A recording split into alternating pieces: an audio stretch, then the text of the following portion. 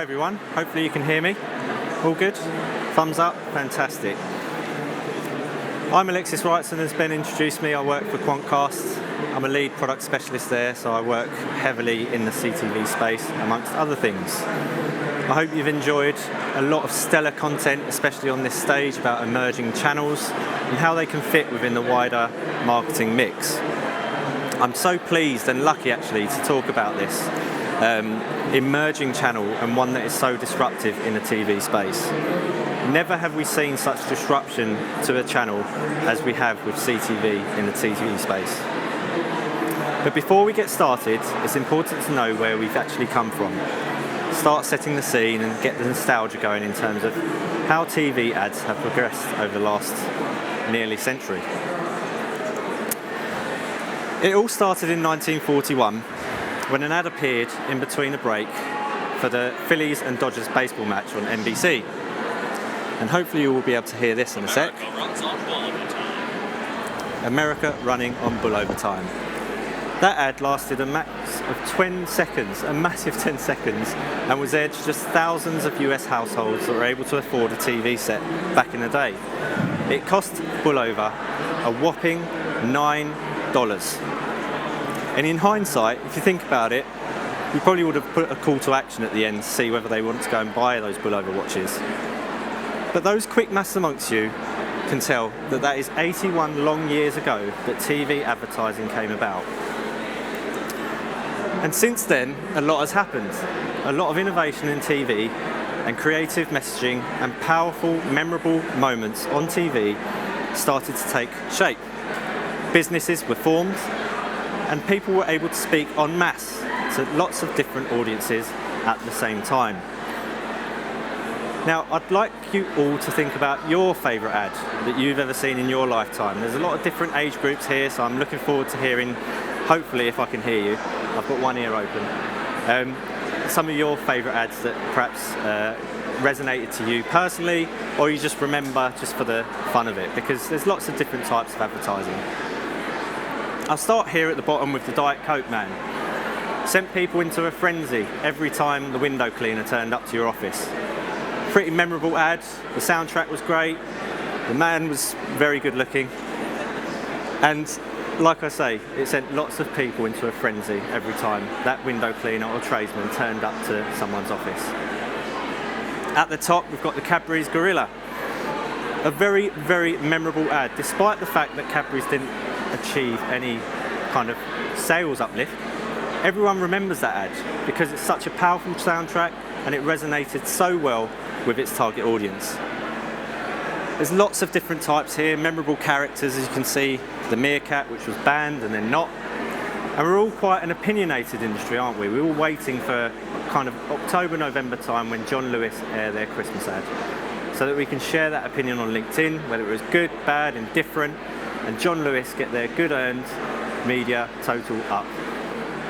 My personal favourite is the animated one there with Eric Cantona back in the late 90s and early 2000s, before YouTube existed, by the way. It was really important to me to see fantasy football come to life. Some of the best footballers in the world demonstrating their skills in a cage and in some ridiculous settings. It was a very powerful moment for me. Does anyone want to try and shout out some of their favourites?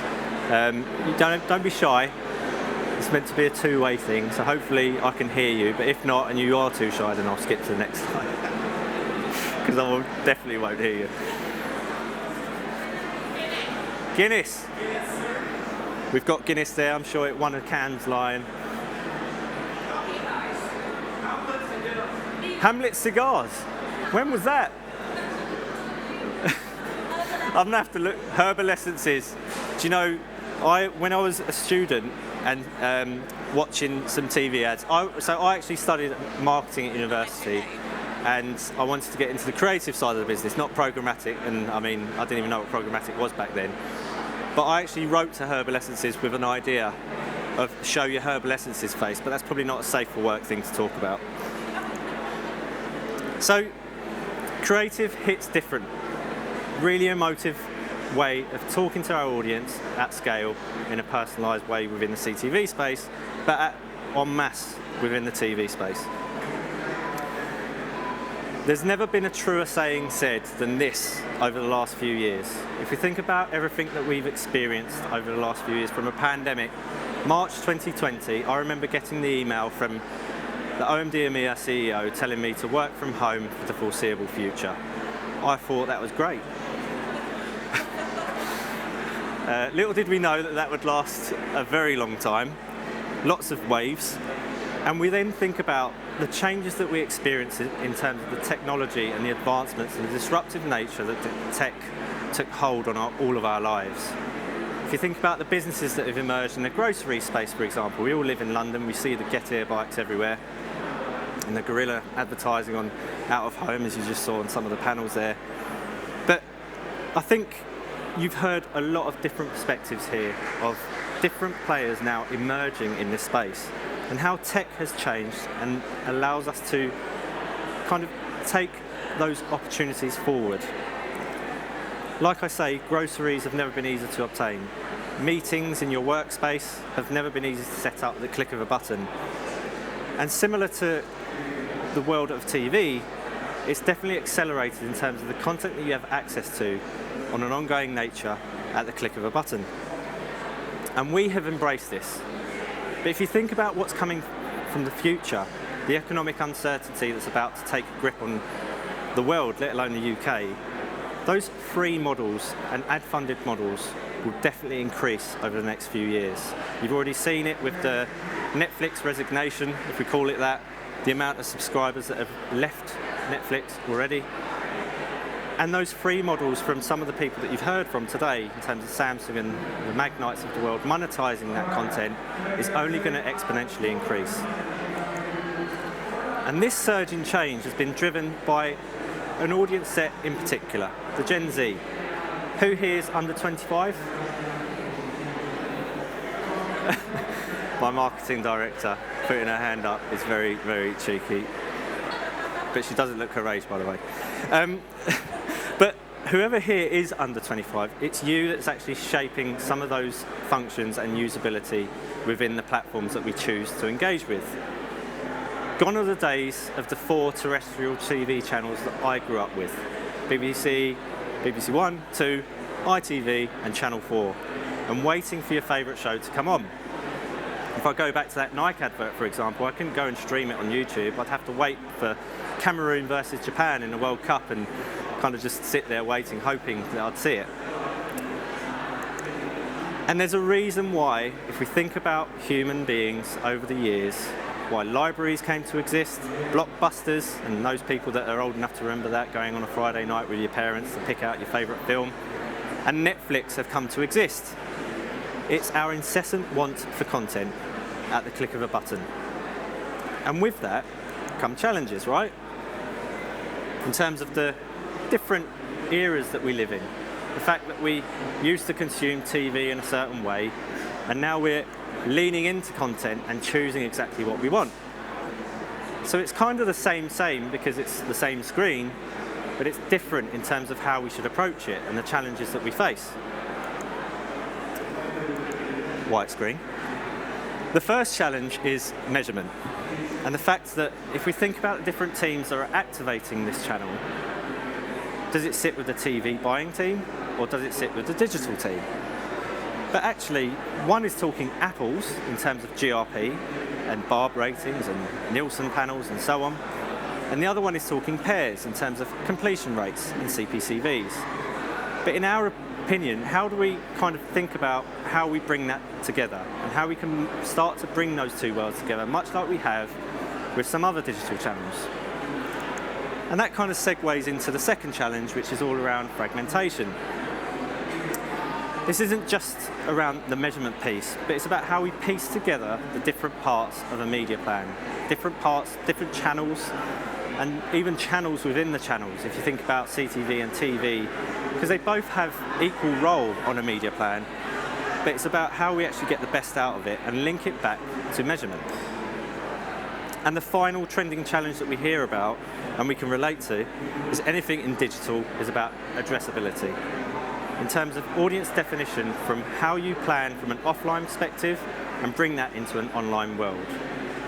That's where kind of, if you think about the walled gardens in a kind of display and video space have done so well, is because you can directly translate the behaviours and the traits that an audience have into an easy to activate manner.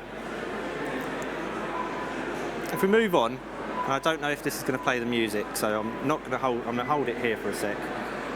But hopefully you all have heard of the Coinbase ad during the Super Bowl advert. Yes, Super Bowl ad break. And this is my favourite example of a disruptive use of creative in a traditional manner. If we think about those user behaviours that we talked about before and the challenges that come around, QR codes have never been more broadly adopted. I remember when they first came around, and honestly it was like, I'm not allowed to swear, my marketing director's there, but it wasn't that good of an experience. All you need to do now is open your camera, scan that QR code, and it takes you direct to an advertiser site or an end destination where it's telling you exactly how the brand wants you to interact with them. And yes, this was a linear ad break, but it just goes to show bringing that analog world into a digital perspective and thinking about how you track that and how you measure success. In this case, I think Coinbase crashing the website is definitely a success. And there you go, the 80s theme tune, ping pong style, very nice, retro, in line with the rest of the presentation. Hopefully you've got the gist. So CTV starts here. There's many challenges, but also come with that opportunities when planning for brand. If you think about yourself and your day-to-day habits around how you're consuming content and what screens you're consuming that content on, it's really important to think about the role of each channel and how it fits together. As with any challenge in digital, from a digital perspective and what we can bring to the table into the TV space, we can approach it in different ways, but I often liken it to a game of Tetris and the building blocks that you can put in place to be able to achieve your goals. And the logical building blocks that you can put in place. The first of which should be a robust first-party data set, a foundational element to any good media plan. Starting with data in mind, your first-party data set, you can understand who your audience is and how you should choose to interact with them, based on their interests and who they actually are. This is from a Quantcast perspective, where we delivered Quantcast Measure back in 2006. And we worked with all the leading publishers in the UK on a first-party data and first-party tag perspective. Layer on top of that our actual technology and our understanding of the internet. That's a loud announcement. AI and machine learning comes from our technology called ARA. Now I know it stands for something, but if you're really curious, please do Google it and you'll find it on our website.